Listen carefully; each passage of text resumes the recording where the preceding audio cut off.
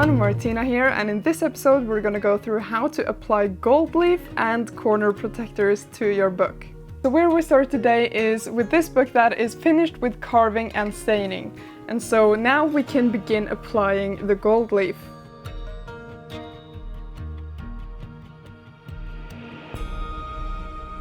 Depending on the kind of gold leaf you get, there are different methods for applying it. Some types of gold leaf has adhesive on the back, so you use stamps to stamp it down on your book, but the type I like to use requires a leaf primer and a sealant on top. So in my opinion, the good thing about using this type of leaf primer, which is just a type of glue or adhesive, is that you can make any pattern you want with the gold leaf. You simply have to paint it on with a very thin paintbrush and then apply the gold leaf.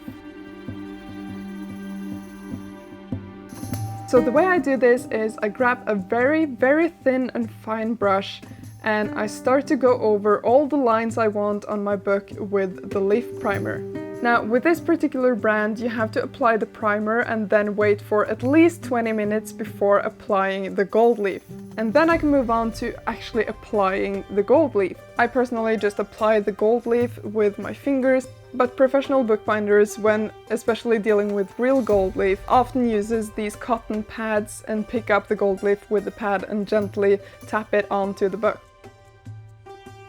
I make sure to press firmly into all the little nooks and crannies so that I get the gold leaf everywhere I want it. And then when I'm sure that I've applied it everywhere, I can go over it with a very soft brush and brush off the excess and use a vacuum to remove all the little particles. So after I've let that dry for 24 hours, it has to cure completely. I'll go over it with a coating varnish to make sure that it will last as long as possible.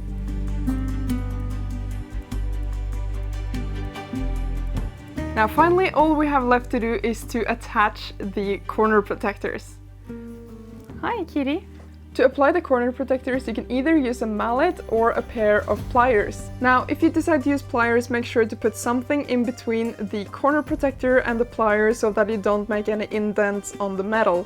So you simply put it on and either use the mallet or the plier to hammer it or clamp it in place, and voila! These corner protectors are quite easy to find. You should be able to find it on either eBay or AliExpress by searching for corner protector or book corner protector, and you can usually buy them in batches of 10 and it's usually pretty cheap. And finally, I've decided to attach a belt to wrap around the book.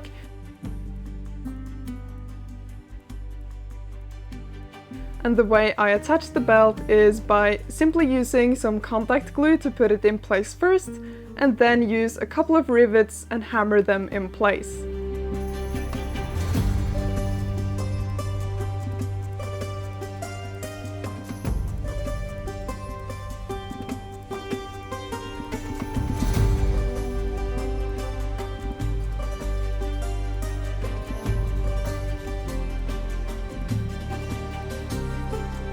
And of course, the absolute final step is to glue the end sheets. Now, I want to make sure to only get glue on the end sheet that is going to be glued to the cover, and so I usually put a piece of parchment in between that sheet and the next one. Then I apply the same bookbinding glue we've used all the way to the cover and to the end sheets, and simply close the book. And I do the same on the back side. And also it can be a good idea to add a moisture barrier again, which can simply be a piece of cardboard in between the end sheet and the text block to make sure that none of the moisture from the glue penetrates the text block. And now I'll simply put it in the book press and leave it overnight to dry, and the book is finished.